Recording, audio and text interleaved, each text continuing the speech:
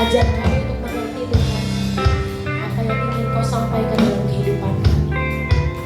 Ini kami ya Tuhan Yesus. Haleluya Tuhan, haleluya. Ajar ku mengerti segala rencana-Mu. Ajar ku berserah hanya padamu. Pimpinlah jalanku dalam terang firman-Mu. Ajar ku berharap hanya padamu. Bapakku, ajar segala rencana-Mu. Tuhanku,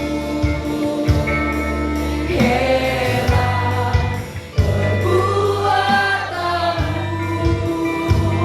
Oh ya Yesus, Engkau sanggup mengadakan segala yang ku perlukan. Menurut kehendak-Mu terjadilah. Saya mengajak saudara untuk bangkit berdiri. Ajar ku mengerti segala rencana-Mu. Ajar ku berserah hanya padamu. Kau yang pimpin Tuhan. Pimpinlah jalanku dalam terang firman-Mu. Ajar ku berharap hanya padamu. Bapakku, ajar segala rancangan-Mu. Tuhanku, heran perbuatan-Mu. Engkau sanggup mengadakan segala yang ku perlukan. Menurut kehendak-Mu terjadilah.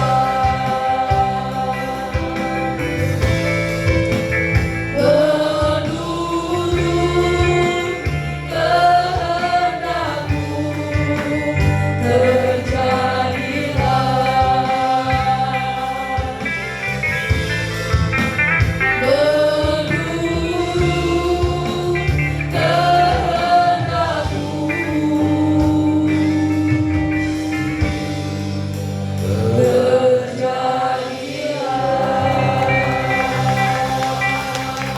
Kami aminkan bahwa Kau adalah Allah yang baik, sungguh baik, sangat baik, dan luar biasa baik bagi kami. Kasih setia-Mu tak pernah berkesudahan dalam hidup kami. Bahkan penyertaan-Mu, pemeliharaanmu, perlindungan-Mu, penyediaan-Mu sempurna buat kami semua. Dan firman-Mu berkata, diberkatilah orang yang mengandalkan Tuhan dan yang berharap hanya kepada Tuhan. Kami percaya Tuhan, umat-Mu di tempat ini semuanya semuanya berharga di mata-Mu, karena Engkau telah memilih mereka semua sebelum dunia dijadikan untuk bisa berfungsi dan menggenapi rancangan-Mu Tuhan. Oleh karena itu kami mau belajar Tuhan dari hari ke hari tentang firman-Mu, supaya kami dapat mengenal Engkau, supaya kami dapat mengenal kasih-Mu Tuhan. Karena kami semua adalah rupa dan gambar-Mu. Semakin kami mengenal Engkau, maka kami akan mengenal diri kami sendiri, dan kami mudah untuk mengenal dan mengasihi sesama kami. Terima kasih banyak Bapa di surga. Sebelum kami Tuhan membagikan firman-Mu, biarlah kami mendeklarasikan firman-Mu terlebih dahulu. Dalam nama Yesus, semua yang siap katakan amin. Mari kita deklarasikan firman Tuhan.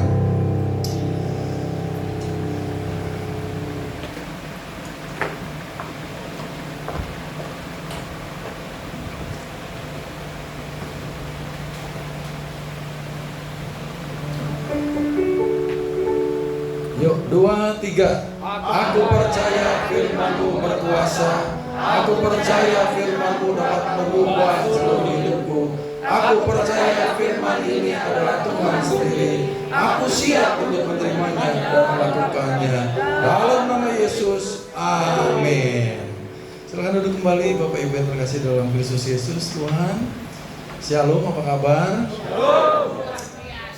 Wah, Ibu ini luar biasa. Dari pagi Ibu ya, sampai sekarang tetap luar biasa. Amin. Sudah siap semua belajar seperti lagu tadi berkata kita harus belajar dari Tuhan. Amin. Ya, dan Tuhan kita adalah firman itu sendiri. Ya. Nah, temanya di siang hari ini adalah the principle of life purpose, yang artinya adalah prinsip daripada tujuan hidup. Ya. Ada seorang hamba Tuhan yang dipakai Tuhan luar biasa untuk membagikan dan menjadi berkat tentang kerajaan Allah, saudara ya, yang bernama Dr. Myles Munroe. Di dalam suatu quotes-nya dia berkata, the greatest tragedy in life is not death, but life without a purpose. Jadi tragedi terbesar dalam hidup ini bukanlah soal kematian. Kenapa? Karena kalau kita mati, kita sudah pasti, saudara ya, menerima kehidupan yang kekal, karena kita telah menerima Yesus sebagai Tuhan dan Juru Selamat pribadi kita. Amin. Tetapi yang menjadikan tragedi itu jadi terbesar adalah hidup tanpa tujuan. Mengapa dia berkata demikian? Karena hidup tanpa tujuan, kita semua akan kehilangan arah, saudara. Bayangkan kalau saudara naik kapal, saudara, yang besar dan megah gitu ya, ada di tengah lautan tapi nggak punya kompas, saudara. Bagaimana saudara bisa akan sampai di tempat tujuan, saudara? Ya, pasti akan terombang-ambing di tengah lautan, ikutin arus gitu ya, kena ombak, kena angin gitu lah. Kita ikut aja, saudara. Ya, jadi nggak jelas kemana gitu ya. Nah, yang kedua, orang yang hidup tanpa tujuan mudah putus asa, saudara ya. Karena apa? Karena kalau ada masalah kecil aja, padahal bagi orang lain mungkin itu nggak seberapa, tetapi bagi dia begitu berat, sehingga akhirnya gampang putus asa, saudara.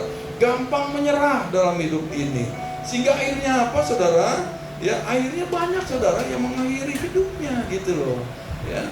Kemudian hidup tanpa tujuan itu motivasinya jadi kurang, saudara, karena monoton hidupnya gitu ya. Karena hidupnya itu setiap hari kosong, saudara. Ya, bangun pagi, saudara, kemudian kerja, pulang malam, besok pagi kerja lagi, dan seterusnya, saudara, berputar-putar di situ saja, saudara ya. Hidupnya banyak yang merasa hampa, walaupun banyak yang punya kedudukan, banyak yang punya harta yang banyak, saudara, bahkan punya istri yang banyak gitu ya, kayak Salomo. Salomo, saudara, kalau saudara baca dalam Pengkhotbah 2 ayat 4 sampai dengan ayat yang 11, dia punya semuanya, saudara. Harta, tahta, wanita, nggak ada yang ngalahin dia. Karena dikatakan di seluruh bumi ini tidak ada raja lain yang punya kekayaan dan hikmat seperti Salomo, saudara. Tetapi dia berkata di ayat yang terakhir bahwa dia merasa semua yang dikerjakan di bawah kolong langit ini adalah kesia-siaan, karena dia tidak menemukan tujuan hidupnya, saudara ya. Nah, kemudian orang yang hidup tanpa tujuan itu mudah terpengaruh, saudara, gampang ikut-ikutan, saudara ya, karena nggak punya pendirian yang kuat, saudara, karena nggak punya goal dan tujuan yang harus dia capai, saudara, sehingga hidupnya tidak pernah bisa fokus, saudara. Orang hidup tanpa tujuan ya tidak mungkin bisa maksimal dalam potensi. Potensi itu adalah saudara ya, bakat, kekuatan, kemampuan saudara, kreativitas, talenta dan karunia yang Tuhan taruh dalam setiap kehidupan kita untuk bisa berfungsi menggenapi tujuannya. Ya. Jadi orang ini nggak bisa maksimal, banyak menghabis-habiskan semua sumber daya yang Tuhan berikan kepadanya, tetapi untuk tujuan yang salah. Suatu tragedi juga jikalau kita berhasil tetapi di tempat yang salah, yang bukan tujuan dari Tuhan itu sendiri. Itu juga suatu tragedi saudara ya. Nah jadi yang terakhir, hidup tanpa tujuan akan menyebabkan penyesalan di kemudian hari. Kita menghabiskan waktu hidup kita udah dari kecil gitu ya sampai tua, tapi nggak tahu juga tujuan hidupnya. Pas waktu udah mau tua baru, oh iya ya ternyata ini loh panggilan hidup saya ya. Jadi udah terbuang begitu banyak saudara ya.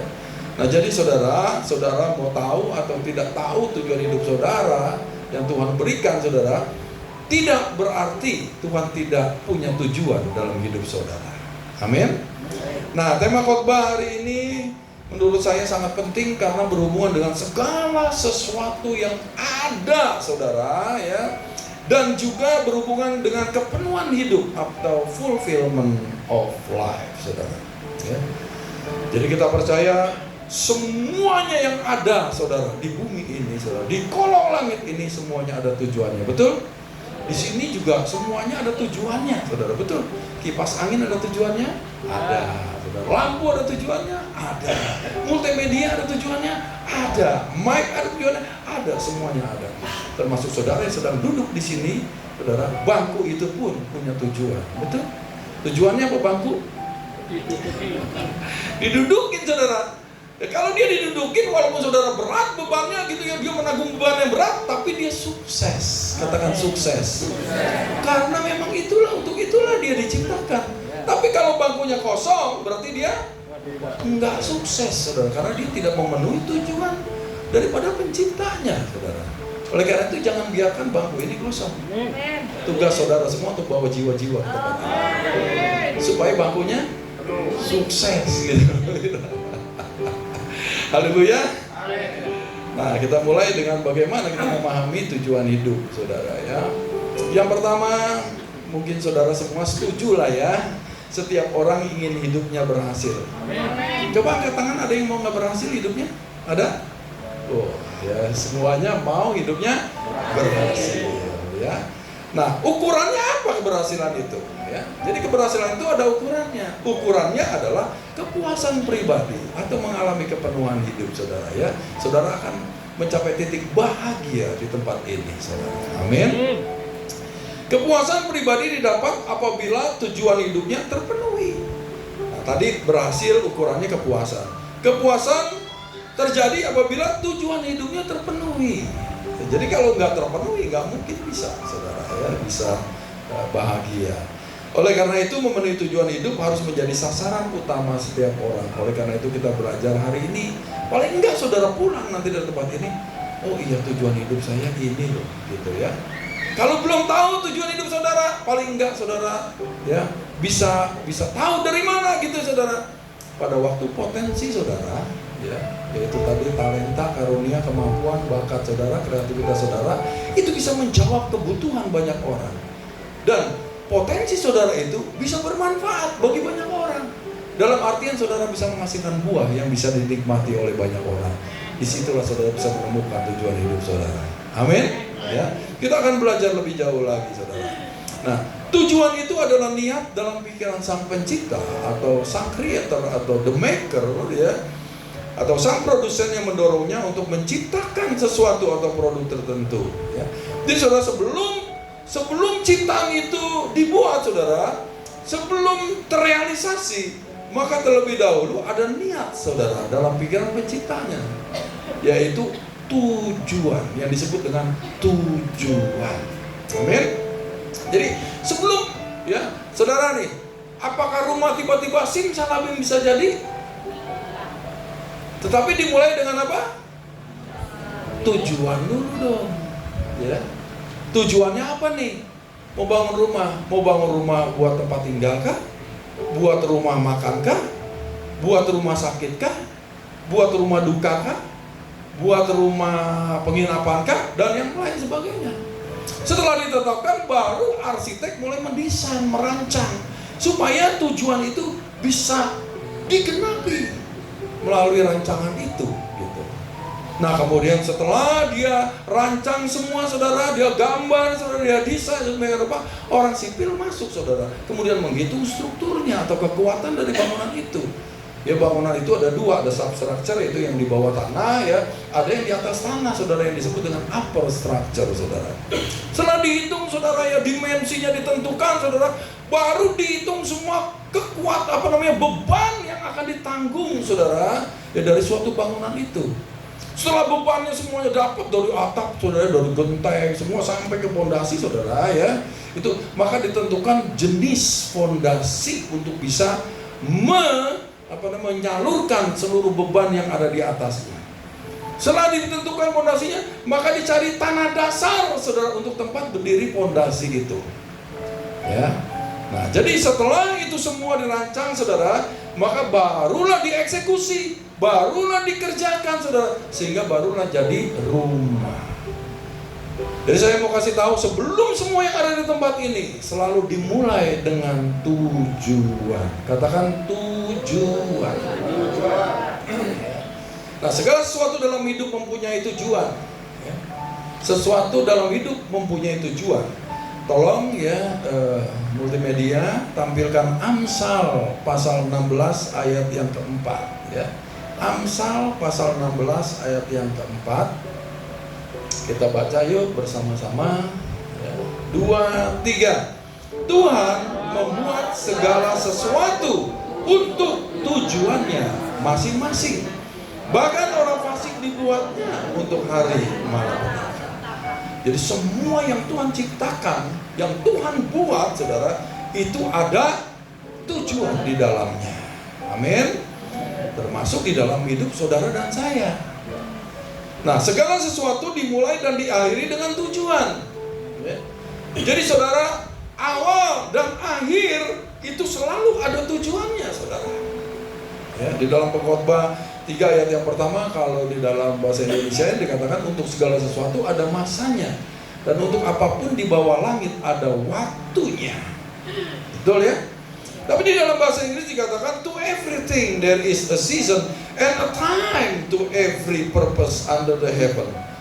Jadi untuk segala sesuatu ada masanya, ada musimnya, dan ada waktu untuk tujuan, saudara. Makanya manusia juga tidak bisa hidup untuk selama-lamanya di muka bumi. Masa hidup kami 70 tahun kata doa Musa. Ya. Kalau kami kuat berapa? 80 tahun. Kebahagiaannya adalah kesukaran dan penderitaan sebab berlalunya buru-buru dan kami melayaninya. Ya. Jadi ada waktu lahir, ada waktu mati. Ada waktu check in, ada waktu. Cuman waktu itu adalah miliknya Tuhan.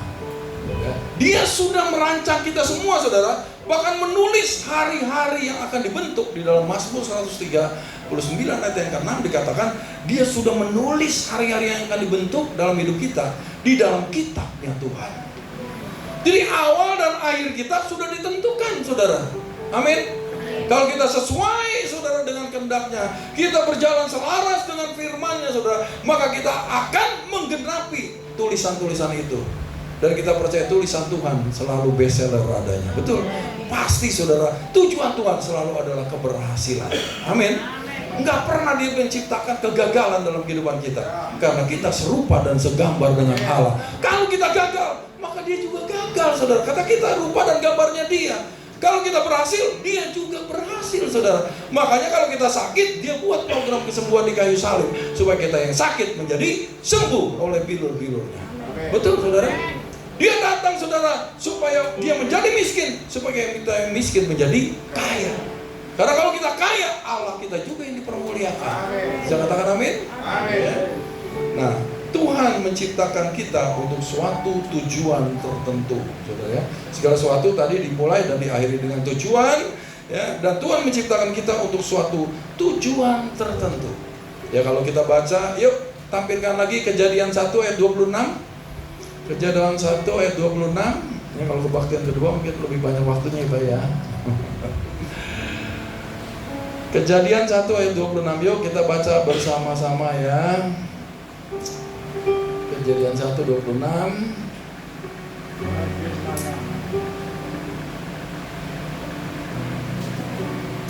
Dah? Yuk, 2, 3. Berfirmanlah Allah, baiklah kita menjadikan manusia menurut gambar dan rupa kita. Ya, stop dulu. Di sini adalah rencana, saudara. Ya. Nah, supaya kita baca, supaya, katakan supaya. Supaya ini adalah tujuan. Dia menciptakan kita dengan tujuan. Tujuannya apa? Yuk baca lagi. Supaya mereka berkuasa atas ikan-ikan di laut dan burung-burung di udara dan atas ternak dan atas seluruh bumi dan atas segala binatang melata yang merayap di bumi. Ayat 27-nya. Ya. Ini adalah rencana Allah, saudara. Tujuan Allah. Kemudian di ayat 27, saudara, maka, katakan sama-sama, maka, saudara ya. Kemudian dia mengeksekusi rancangannya. Dia mengeksekusi rencananya, betul ya? Ya, kemudian diciptakannya, saudara, laki-laki dan perempuan. Ayat 28, ya tampilkan lagi. Ini kita baca dulu bersama-sama. Ayat 28. Ayat 28. 2, 3. Allah memberkati mereka, lalu Allah berfirman kepada mereka, beranak cuculah dan bertambah banyak, penuhilah bumi dan taklukkanlah itu, berkuasalah atas ikan-ikan di laut dan burung-burung di udara dan atas segala binatang yang merayap di bumi. Jadi ayat 26 tadi itu adalah rencana Allah. Kemudian di ayat 27 dia eksekusi rencananya. Ayat ke-28, jadi ayat ke-28, kemudian dia memberitahu, saudara, rencananya kepada manusia. Dia mewahyukan, saudara, rencananya kepada manusia. Dan kemudian dia memperlengkapi. Dia katakan setelah Allah itu berfirman, setelah diberkati, saudara ya, kemudian Allah berfirman. Jadi kemudian Allah itu memperlengkapi. Berkat di situ memberkati adalah memperlengkapi kita, memberikan kemampuan agar rencananya bisa digenapi oleh manusia. Amin. Karena pencipta, saudara, berkepentingan agar ciptaannya bisa menggenapi tujuannya. Amin. Allah kita berkepentingan atas kita semua. Setuju katakan amin? Ya. Nah, jadi saudara, akhirnya dia perlengkapi supaya kita menghasilkan buah. Kalau bahasa Indonesia beranak cucu, tapi di dalam bahasa Inggrisnya disebut dengan be fruitful. Betul ya? Kalau buah untuk dinikmati pohonnya sendiri apa bukan? Bukan. Tapi untuk dinikmati oleh yang lain, saudara, betul ya? Nah, kalau saudara jadi pohon yang menghasilkan buah, saudara, berat nggak hidupnya? Berat. Berat, saudara. Makin banyak buahnya makin berat. Berat, saudara, betul. Ya. Tetapi saudara, pada waktu saudara orang banyak bisa menikmati saudara buah saudara, maka buah itu lama-lama makin berkurang dan saudara akan ringan lagi. Tapi nanti akan berbuah lagi, tambah lagi beratnya, betul ya? Jadi saudara, kalau beban berat dalam hidupmu, berarti saudara sudah menunjukkan bahwa saudara sedang menghasilkan buah. Kalau enteng-enteng aja hidupnya, belum berbuah, betul. Jadi tanya kiri kananmu, hidup lu berat nggak sih? Gitu. Berat juga ya. Gitu. Tanya, bukan badannya yang berat, saudara. Hidup lu berat kagak? Gitu. Gitu. Ya sama kayak bangku, saudara, ditudukin berat nggak bangkunya? Berat. Coba saudara timbang. Tapi dia sukses karena menggenapi tujuannya. Amin. Amin. Ya. Kita lanjut lagi, saudara ya. Di dalam Efesus 2 ayat 10 sama. Karena kita ini buatan Allah, diciptakan dalam Kristus Yesus untuk, ya, itu ada tujuannya. Untuk apa? Melakukan pekerjaan baik yang dipersiapkan Allah sebelumnya. Ya. Dia mau supaya kita hidup di dalamnya. Amin. Jadi saudara, kita semua saudara ada mereknya Yesus di sini. Amin. Setiap saudara produk yang dihasilkan ada mereknya, betul nggak? Baju saudara ada mereknya? Ada. Sepatu saudara ada mereknya? Maaf, celana dalam saudara ada mereknya nggak? Ada. Semuanya ada mereknya, saudara.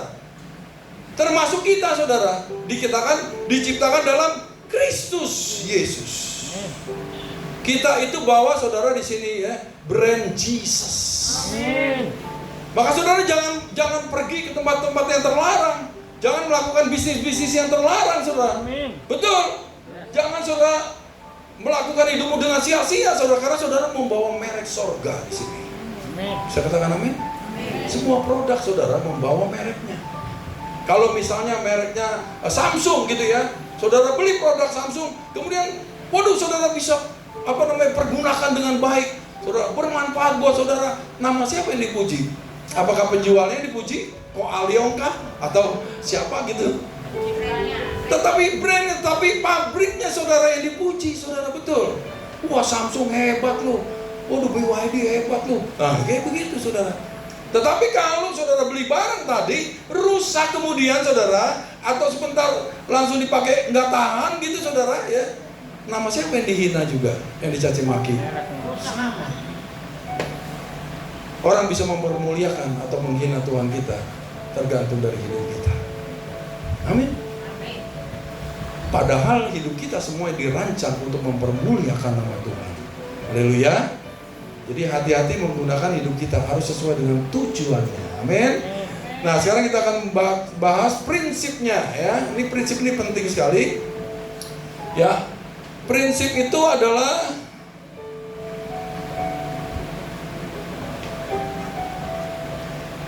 ya. Jadi definisi prinsip itu yang menurut Kamus Besar Bahasa Indonesia adalah azas. Azas itu adalah kebenaran yang menjadi pokok dasar berpikir, bertindak, dan berperilaku, saudara. Jadi prinsip ini yang akan menentukan keseluruhan hidup kita, saudara. Nah, Dr. Myles Munroe, dia mendefinisikan prinsip sebagai kebenaran dasar dengan penerapan universal. Jadi kebenaran yang dipergunakan, yang dipakai, saudara, yang diaplikasikan di seluruh bumi ini. Kalau prinsip itu berlaku di Indonesia, berlaku di China, berlaku di Amerika, berlaku di Afrika, dan semuanya berlaku, saudara. Itu namanya prinsip, tidak bisa dilanggar. Prinsip itu mengatur dan mengungkapkan pelaksanaan dan perilaku normal dari segala sesuatu, saudara ya.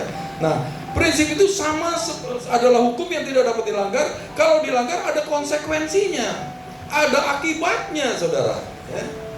Nah, jadi seperti mercusuar, saudara. Tujuan mercusuar apa, saudara?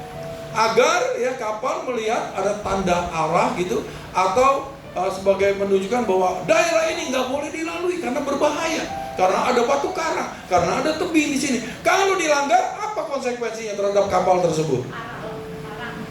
Pecah, saudara, hancur, karam ya, saudara ya, seperti itu. Karena apa? Melanggar hukumnya, saudara ya. Nah, hukum gravitasi juga berlaku universal, saudara.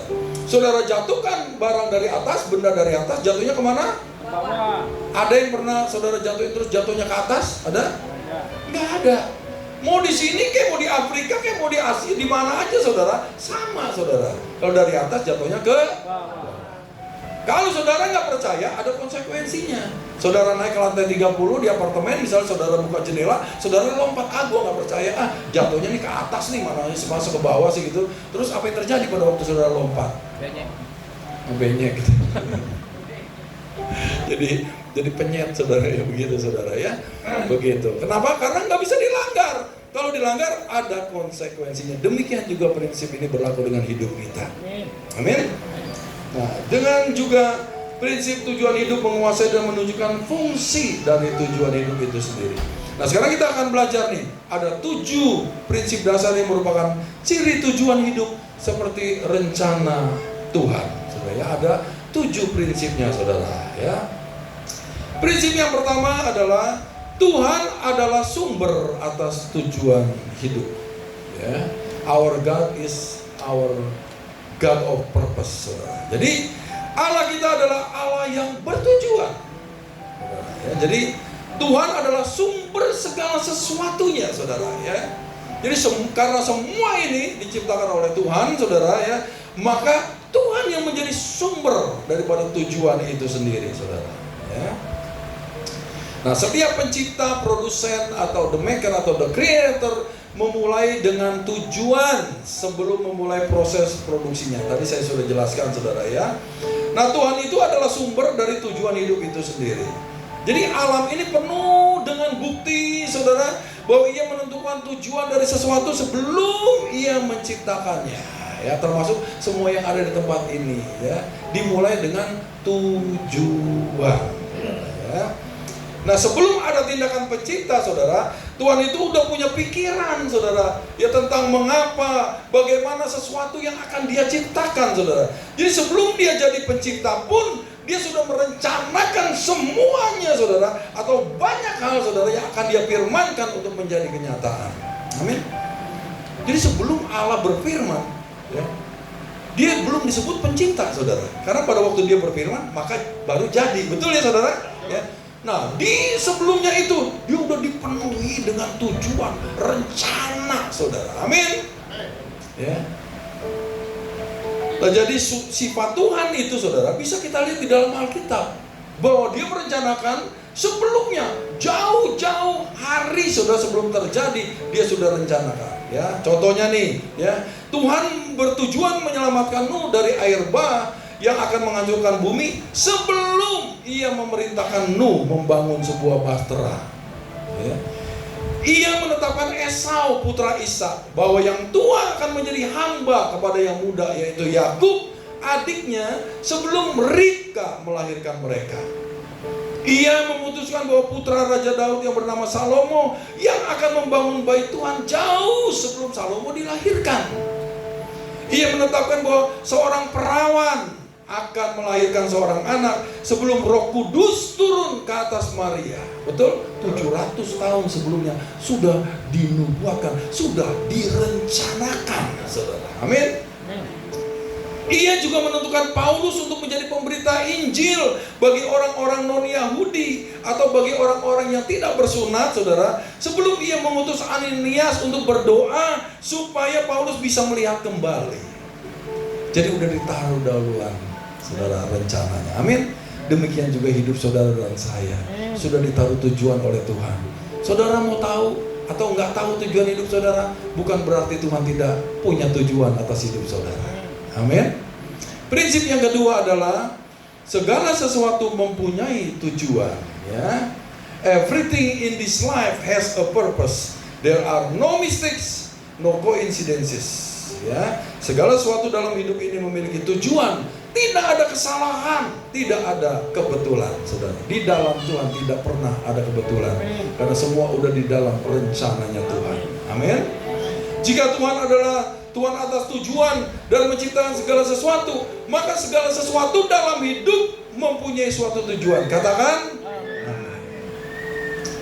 Ya, saudara, belatung punya tujuan kah, saudara? Saudara jijik nggak kalau melihat belatung? Kejijikan kita terhadap belatung, saudara, tidak membatalkan tujuan Tuhan atas belatung itu. Betul. Saudara tahu tujuan belatung diciptakan? Makan mayat. Dia tuh menguraikan sesuatu yang mati, sesuatu yang busuk kembali kepada sumbernya. Betul ya? Belatung dipakai juga, saudara, ya, di dalam kedokteran untuk, saudara, yaitu memakan sesuatu organ-organ yang sudah busuk, yang sudah rusak, saudara. Kemudian setelah itu, saudara, akhirnya tumbuh kembali organ yang baru. Di dalam kepolisian, saudara, dipakai, saudara, di dalam forensik dipakai untuk menentukan belatung itu berapa lama mayat ini sudah mati.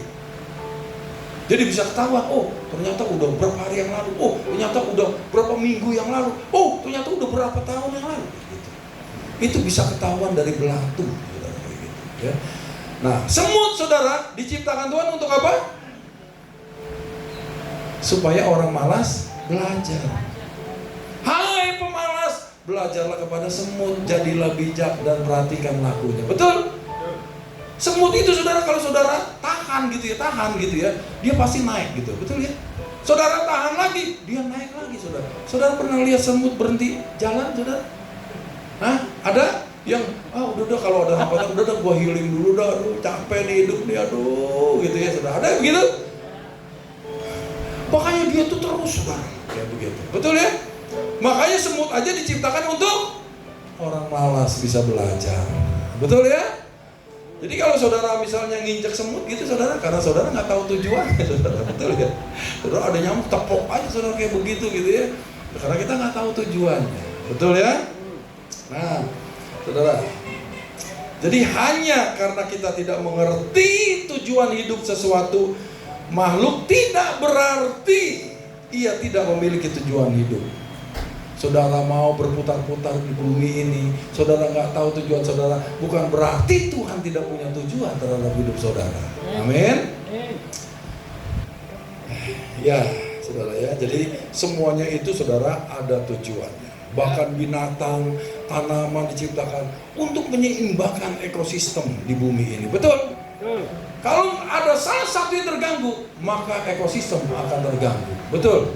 Makanya terjadi saudara, panas bumi naik saudara ya, iklimnya tidak jelas sekarang gitu ya, sering terjadi malapetaka yang besar. Kalau topan makin dahsyat saudara, angin makin ribut saudara sekarang, waduh saudara ya, banjir bandang semakin hebat di mana-mana gitu. Karena apa? Ekosistemnya terganggu saudara ya. Nah, prinsip yang ketiga, tidak semua tujuan diketahui saudara ya. Saudara setuju nggak? Enggak semua tujuan diketahui, betul? Kalau saudara tahu semua tujuannya, saudara jadi siapa? Jadi Tuhan, saudara. Betul ya? Oleh karena kita masih jadi manusia, maka kita banyak nggak tahu tujuan sesuatu, saudara ya. Nah, saudara, contohnya Yunus, saudara. Yunus ya. Yunus itu adalah seseorang yang dipanggil Tuhan untuk pergi kemana? Ke Niniwe. Untuk apa? Menyampaikan pesan Tuhan. Karena bangsa Niniwe ini udah jahat sekali dan kejahatan sudah naik sampai ke langit saudara. Sehingga Tuhan mengutus Yunus untuk menyampaikan bahwa kalau tidak bertobat, maka hukuman Tuhan akan datang kepada Niniwe. Tetapi karena Yunus saudara benci saudara dengan orang-orang Niniwe, malah dia kabur menjauhi saudara rencana Tuhan saudara. Dia malah pergi kemana? Ke Tarsis. Dia ke Yapo, dia naik kapal saudara, kapal laut, kemudian dia berlayar ke Tarsis saudara. Itu kalau saya lihat saudara di Google itu bisa sampai 2.000 sampai 3.000 kilometer jaraknya saudara. Jadi jauh banget gitu loh saudara ya. Tetapi apa yang terjadi pada waktu dia menghindar dari rencana Tuhan, dari tujuan Tuhan, maka Tuhan mengirimkan angin ribut saudara, sehingga itu terjadi badai yang dahsyat saudara, dan akan menghancurkan kapal yang dimuati oleh Yunus saudara. Kemudian nakoda dan juga awak kapal saudara, ABK-nya gitu saudara ya, itu berteriak-teriak semua orang yang di kapal itu ya kepada Allahnya masing-masing saudara, minta pertolongan agar tidak binasa saudara karena badai itu. Tetapi semakin mereka berteriak, semakin besar badai itu datang saudara. Akhirnya dibuangin semua muatan kapal saudara, dibuang semua bahan makanan, semuanya barang-barang yang ada di kapal dibuang saudara ke laut. Tetapi apakah itu bisa mengurangi badai itu? Tidak, saudara. Makin hebat, saudara. Kemudian nakoda, ya cari-cari nih, ya, nih siapa nih ya kira-kira yang salah gitu ya. Dia lihat saudara ke bawah, ternyata Yunus ada di bawah, saudara, ruangan paling bawah. Kemudian dia tidur dengan nyenyak. Kenapa dia bisa tidur? Karena dia tahu yang bikin gara-gara siapa? Dia. Maka kalau saudara tahu hidup saudara, tujuan hidup saudara, walau badai apapun datang, saudara tahu goalnya. Amin. Maka hidup saudara bisa penuh dengan damai sejahtera. Hidup saudara bisa tenang walaupun ada badai mengamuk di sekeliling kita, saudara. Betul. Tapi karena ini nggak tahu saudara, waduh, mereka ketakutan semua saudara. Mereka berteriak-teriak, tapi Yunus santai tidur gitu saudara ya. Ayo dibangun saudara, bangun loh gitu loh. Ya orang-orang pada berteriak-teriak, kapal udah mau hancur, lu tidur aja gitu saudara ya. Kemudian Yunus ditanya, lu siapa? Dari mana? Dari bangsa apa? Dari negara apa? Apa pekerjaan lu? Gitu kira-kira ya. Kemudian Yunus bilang, saya orang Ibrani. Itu, saya menyembah Allah yang menciptakan langit, bumi, daratan, dan lautan. Mereka semakin takut. Karena mereka sebetulnya udah tahu. Ya karena pada waktu dia mau naik kapal, dia udah ditanyain sebetulnya. Ya, kenapa lu mau berlayar? Karena dia mau menjauhi hadirat Tuhan. Betul ya? Kemudian dibuang undi. Ini siapa nih ya? Dibuang undi. Wah, yang lain gak kena. Ternyata yang kena siapa? Yunus. Ini nih pembawa sialnya nih, si Yunus gitu ya. Nah sekarang gimana dong? Ya, si Yunus akhirnya dia ditanya, dia ngaku saudara. bahwa karena dia yang menyebabkan kapal ini hampir hancur dan nyawa orang itu hampir tidak bisa diselamatkan semuanya. Ya. Akhirnya dia bilang, lemparkan aku ke dalam laut, maka selesai semua badai ini. Tapi mereka nggak mau berbuat dosa. Dengan melemparkan Yunus saudara ke dalam laut, berarti dia membunuh Yunus saudara, betul, dan berdosa. Kemudian mereka udah coba dayung lagi, saudara, dayung lagi. Ternyata saudara ya, itu badai itu udah nggak bisa berhenti lagi saudara. Wah, semakin keras mengamuk. Akhirnya dilemparkanlah si Yunus saudara ke dalam laut. Maka pada waktu dilempar saudara ke dalam laut, biur gitu saudara ya.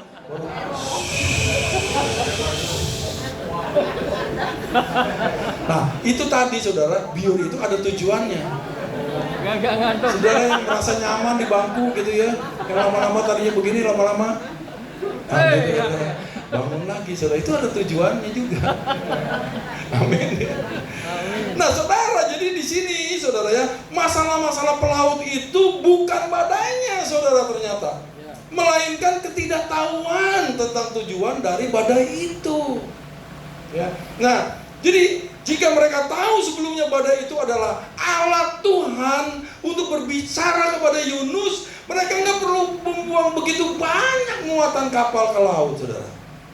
Nggak perlu buang-buang energi, nggak perlu buang-buang biaya, nggak perlu buang-buang segala harta bendanya, saudara. Ya. Jadi ketidaktahuan mereka nggak membatalkan badai itu datang kepada kapal itu. Amin.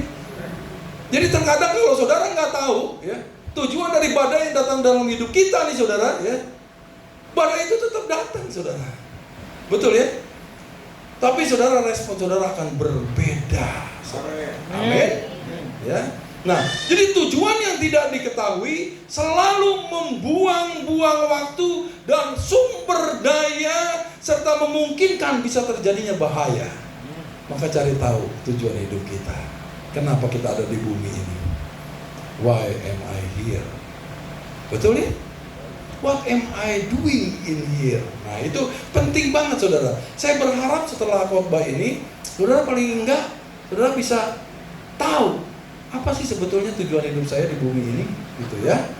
Nah, prinsip yang keempat saudara, jika tujuan tidak diketahui, penyalahgunaan terjadi.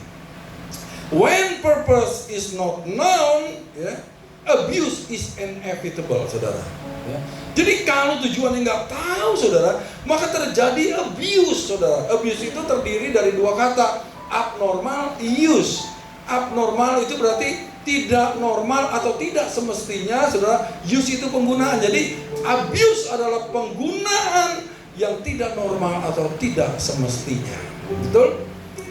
Banyak orang nggak tahu, saudara, menikah udah asal menikah aja, maka terjadi banyak abuse di dalam rumah tangga, betul nggak? Jadi kalau saudara nggak tahu tujuan pernikahan, jangan kawin. Sekarang saya tanya nih, undang-undangnya pernikahan apa perkawinan? Perkawinan. Perkawinan. Di Alkitab coba lihat, Yesus perjamuan kawin di Kana, semuanya tulisannya kawin. Jadi yang benar yang mana nih? Kawin. Yang benar yang mana? Akte perkawinan. Nah, itu saudara ya. Yang mau kawin nikah lah, udahlah nggak apa-apa, nggak usah dimasalahin saudara ya. Jadi kalau tujuannya nggak diketahui, terjadi abuse. Saudara dalam pekerjaan nggak tahu tujuan saudara bekerja, saudara lamar lagi kerja, di kerjaan terjadi abuse. Kalau nggak tahu tujuan saudara bekerja, jangan lamar kerja. Banyak abuse terjadi di pelayanan, saudara, di dalam gereja, karena nggak tahu tujuannya. Kalau saudara nggak tahu tujuan pelayanan, jangan melayani dulu. Amin. Amin. Supaya tidak terjadi abuse. Amin. Di mana aja saudara berada, saudara, ya, saudara harus tahu dulu tujuannya apa. Ya, mengapa? Itu penting banget. Betul ya? Soalnya gini, saudara. Ini misalnya nih, ya. Ini namanya apa? Mic. Tujuannya apa? Untuk menyalurkan suara sehingga saudara bisa mendengar semuanya. Tapi karena di rumah, ya, istri saya lagi misalnya mau ngulek cabai, nggak ada ulekan, dia pakai ini. Itu namanya abuse. Ulekan berapa duit? Ya? Ulekan batu itu berapa duit? Ya puluhan ribu dah kira-kira begitu ya, kira-kira ya. Tapi kalau ini jutaan, saudara. Di WTC saudara yang paling mahal itu 60 juta mic. Yang Spawirio pakai itu yang kayak butiran jagung begitu, kecil begitu, itu 50 juta rupiah. Betul? Jadi saudara mesti tahu tujuannya, saudara, supaya jangan terjadi abuse. Kayak gini saudara, mobil harusnya bukan dipakai di laut, betul ya? Nah dia pakai buat jadi perahu, saudara, bayangin di dayung. Itu namanya abuse terhadap mobil itu. Anduk saudara, misalnya saudara pakai buat mandi, betul ya gitu ya? Tapi saudara pakai buat ngelap mobil, itu juga abuse saudara, betul ya? Makanya jangan sampai terjadi abuse saudara. Di dunia ini banyak terjadi abuse saudara. Karena apa? Ya itu, tidak tahu tujuannya. Saya mau tanya nih, narkotika itu bagus apa enggak? Diciptakan Tuhan bagus apa enggak? Baik apa enggak? Bermanfaat apa enggak? Baik. Kalau dipakai sesuai saudara dengan prosedur yang normal, dengan tujuannya saudara. Di rumah sakit bayangin kalau nggak ada heroin saudara mau di apa namanya? Iya, mau dibius, mau dioperasi saudara bayangin saudara. Ya, saudara dibelek tapi nggak dalam keadaan sadar gitu saudara. Terus gimana rasanya? Ya kayak begitu. Dipotong kakinya tapi dalam keadaan sadar gitu misalnya. Waduh. Berguna saudara, tetapi karena penyalahgunaan saudara, nah itu yang nggak benar saudara jadi. Betul ya? Orang jadi kayak zombie gitu karena narkotika banyak begitu saudara, betul nggak? Ya itu karena penyalahgunaan atau abuse. Alkohol bagus nggak? Bagus saudara. Untuk mensterilkan sesuatu ya. Untuk bahkan di Timotius bilang kalau ada gangguan perjalanan, minumlah sedikit itu anggur nggak apa-apa. Betul. Tapi kalau minumnya saudara 10 botol, 12 botol saudara, ya abuse itu namanya. Betul ya, makanya banyak yang digot-got gitu saudara. Aduh, dari mana nih? Aduh, gitu. Ya itu gara-gara abuse. Ya betul, semuanya itu yang Tuhan ciptakan sungguh baik adanya. Amin. Nah, Simon juga pernah tuh di Kisah Para Rasul, ahli sihir nih. Gara-gara Filipus memberikan Injil Kerajaan Sorga, bertobat dia. Udah orang terkenal saudara, dia kaya raya saudara. Gitu, semua orang ngikutin dia, muja-muja dia karena hebat sihirnya. Tapi karena dia bertobat saudara, ya, dia dibaptis akhirnya. Tapi pada waktu Petrus dan Yohanes datang, mereka melihat mereka baru dibaptis dalam nama Yesus, belum dibaptis Roh Kudus. Kemudian ditumpangin tangan saudara, kemudian mereka menerima karunia Roh Kudus. Mereka bisa berbahasa lidah gitu ya. Kemudian si Simon melihat ini, karena dia memang biasanya cari duit saudara. Jadi dia pikir, waduh, nih bisa nggak gue beli nih penumpangan tangan nih, supaya gue nanti numpangin tangan orang bisa dapat duit dari situ. Waduh saudara, dia tanya Petrus, Yohanes marah besar saudara.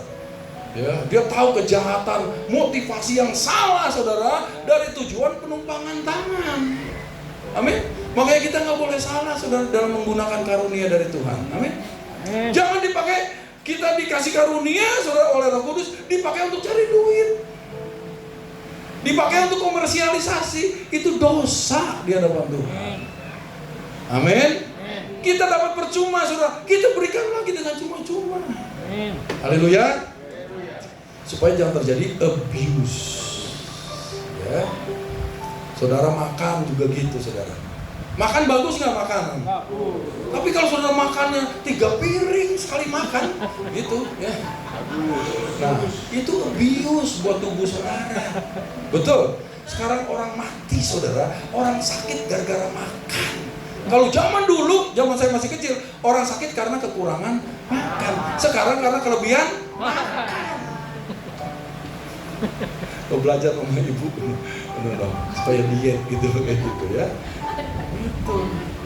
Nah, sekarang prinsip yang kelima, ya. Jika Anda ingin mengetahui tujuan dari sesuatu, jangan tanyakan kepadanya.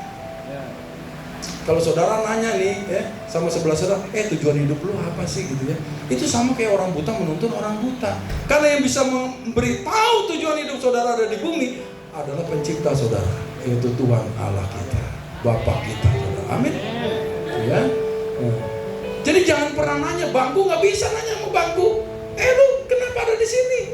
Jadi juga bingung. Saudara tanya sama pembuat bangkunya dong, tujuannya apa sih? Gitu loh, baru tahu. Betul ya? Nah, jadi saudara, contohnya tuh Ayub, saudara. Ya, suatu kali dia dicobai, saudara, Allah mengangkat pagar perlindungannya. Makanya kalau saudara sekarang aman-aman, saudara ada pagar perlindungan dari Tuhan. Amin. Tapi kalau dicabut, saudara, waduh, dalam sekejap aja saudara itu anaknya mati semua 10 orang. Hartanya ludes semuanya, saudara. Semua aset-asetnya habis dijarah, saudara. Pegawai-pegawainya, saudara, mati semuanya. Karena dicabut pagar perlindungannya. Ya, makanya kasih karunia kalau kita sekarang aman-aman, saudara. Amin. Nah, saudara, kemudian dicabut lagi saudara kesehatannya. Waduh, borok semua saudara badannya. Tetapi dia masih belum, saudara, di situ ya, belum berbuat dosa sama sekali. Dengan perkataan atau mulutnya, saudara, dia bilang, Tuhan yang memberi, Tuhan yang mengambil, terpujilah nama Tuhan. Gitu ya. Tetapi saudara, di ayat 1 dan 2 terjadi masalah itu. Di ayat yang ketiga dan seterusnya, dia mulai mengeluh, saudara. Kenapa dia mengeluh? Dia nggak tahu tujuan penderitaan yang dia sedang hadapi, saudara. Maka dia mulai mengeluh, berargumentasi dengan teman-temannya, saudara. Dia berargumentasi akhirnya dengan Tuhan, saudara. Baru akhirnya pasal 242 ayat yang kelima, baru dia tahu tujuan daripada penderitaan yang dia alami. Harusnya nggak perlu sampai 40 pasal lagi berikutnya, saudara. Kalau dia tahu tujuannya, dia tenang tuh, kayak Yunus, tenang dia. Dilemparin ke laut juga dia tenang juga, dia tahu Tuhan pasti tolong. Betul ya, saudara ya? Gitu loh. Jadi akhirnya apa? Ayub mulai mengeluh, mulai saudara ya, membela diri, saudara. Akhirnya terjadi terakhir, saudara, di pasal 42 ayat 5 dia berkata, aku mengenal Tuhan dari kata orang sebelumnya, tetapi sekarang mataku sendiri memandang Engkau. Aku mencabut semua perkataanku dan aku menyesal. Ya, aku duduk dalam debu dan abu. Sayang, saudara. Makanya saudara harus hidup dekat dengan pencipta saudara. Harus saudara mengenal pencipta saudara. Ya, amin. Makanya hukum yang pertama apa? Ya, yang terutama, kasihilah Tuhan Allahmu. Baru yang kedua bisa mengasihi sesama manusia. Kalau kita mengenal Tuhan pencipta kita, kita ini kan diciptakan rupa dan gambar Tuhan, betul ya? Semakin kita mengenal Tuhan, semakin kita mengasihi Tuhan, kita semakin mengenal siapa diri kita, saudara. Kalau kita udah kenal diri kita, kita bisa mudah mengenali sesama kita dan bisa mengasihi sesama kita. Setuju, katakan amin. Ya. Nah, prinsip yang keenam sekarang. Prinsip yang keenam, tujuan hidup hanya ditemukan dalam pikiran Sang Pencipta. Ya.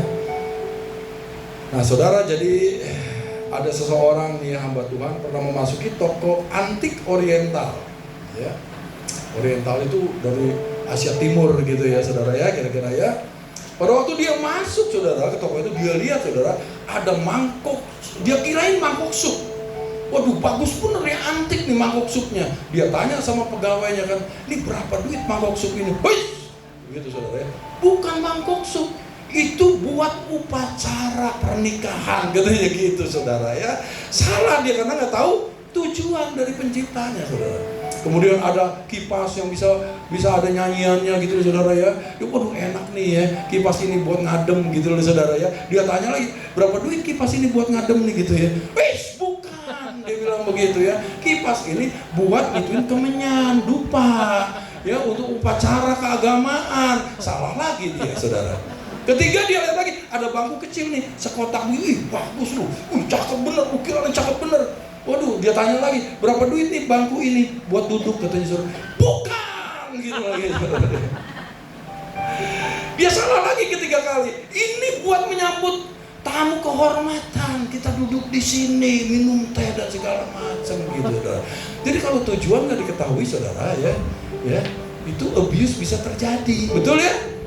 Gitu, penyalahgunaan terjadi, saudara ya. Masa barang mahal-mahal buat sesuatu yang murah gitu ya. Nah, jadi makanya saudara ya, itu tujuan itu bisa ditemukan dalam pikiran Sang Pencipta. Alkitab adalah pikiran Tuhan kita. Amin. Ya. Pikiran yang tertulis dari Allah kita itu namanya Alkitab. Maka kalau saudara mau tahu tujuan hidup saudara, baca tuh Alkitab, pelajari itu Alkitab. Ya, saudara, firman Tuhan adalah Tuhan sendiri. Pada waktu saudara bersekutu dengan firman, saudara sedang bersekutu dengan Tuhan. Saudara sedang membangun hubungan intim dengan Sang Pencipta saudara, sehingga saudara bisa tahu apa sebetulnya tujuan hidup saudara. Bisa katakan amin? Makanya kalau saudara beli barang, misalnya TV gitu ya, pada waktu saudara unboxing, yang saudara lihat pertama apa? Ada manual booknya, betul? Buku petunjuk penggunaan, ya, ada fitur-fiturnya di situ, ya, ada spare partnya, apa namanya, ada tujuan dari spare partnya, fungsi-fungsinya, kemudian bagaimana cara mengoperasikannya, kemudian ada larangannya, oh jangan direndam di dalam air gitu misalnya gitu saudara ya. Nah, terus juga ada pertanyaan-pertanyaan yang berhubungan dengan alat itu gitu. Dan yang terakhir adalah garansi. Kalau saudara melakukan semuanya sesuai dengan buku petunjuk itu, pengoperasian itu, maka kalau ada kerusakan digaransi oleh pabrik pembuatnya. Betul ya? Saudara bisa bawa dan diperbaiki kembali gitu loh ya. Nah, jadi saudara ya, menurut survei, tapi ternyata kalau saudara nih beli handphone misalnya, saudara, siapa yang baca buku petunjuknya di sini? Ada? Yang baca manual booknya? Saya yakin semuanya langsung dibuka, langsung dipakai. Betul nggak? Iya kan? Karena merasa udah tahu. Padahal belum. Makanya banyak fitur-fitur yang kagak dipakai. Jadi nggak maksimal kita beli handphone itu, saudara. Betul ya? Gitu. Jadi memang di Indonesia disurvei 15%-nya saudara ya, itu yang membaca. 5%-nya jarang membaca, udah 20%. Sisanya 80% tidak pernah membaca buku manual itu. Makanya hidup kita banyak terjadi masalah, betul ya? Sulit untuk cari jalan keluarnya, sulit untuk tahu gitu loh saudara bagaimana mengatasinya. Karena apa? Enggak baca manual booknya. Makanya SMA pergunakan saudara, amin? Ya, itu supaya saudara bisa tahu tujuan hidup saudara.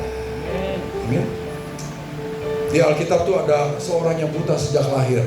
Ya, 5 menit lagi saya akhiri ya. Ada seorang yang buta sejak lahir saudara.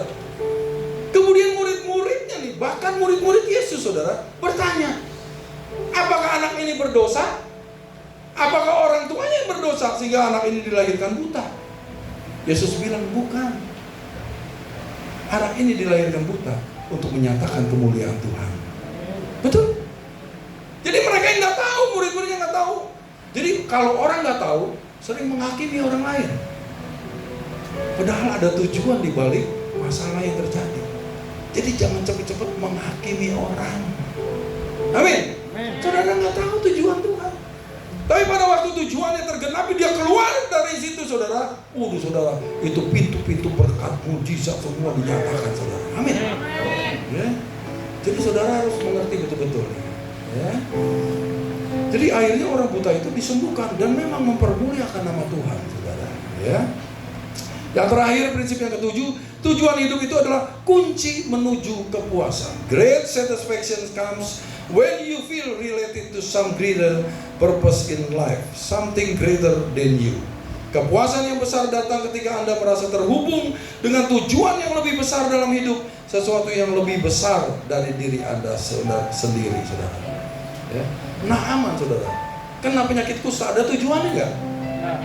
Ternyata tujuan terakhirnya, saudara, setelah dia dipulihkan, dia mempermuliakan nama Tuhan, dan dia tidak mau lagi menyembah ya Baal, saudara, tapi dia menyembah hanya Tuhan saja.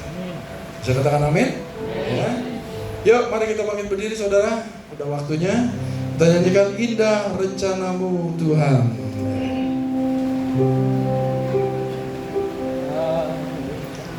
Indah rencanamu Tuhan di dalam hidupku, walau ku tak tahu dan ku tak mengerti semua jalanku. Dulu ku tak tahu Tuhan, dulu ku tak tahu Tuhan,